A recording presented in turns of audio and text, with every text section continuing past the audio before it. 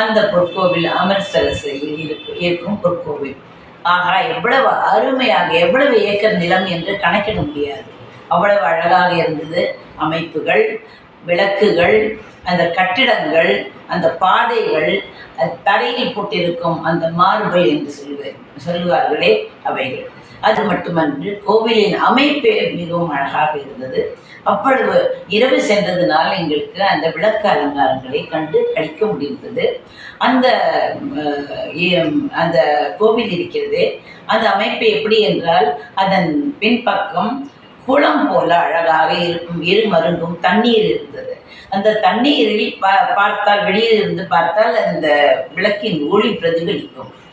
இரவு 11:30 மணி வரை நாங்களும் அங்கு சென்று இந்த சாகித் கிரந்தம் என்று கூறுவார்களே, அதையும் மாடியில் வைத்திருந்தார்கள், அதையும் பார்த்தோம்.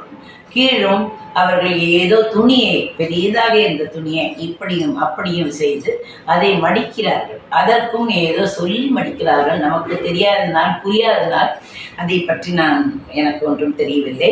ஆனால் அதில் ஏதோ விசேஷம் இருக்கிறது என்று நாங்கள் கண்டு கொண்டோம்.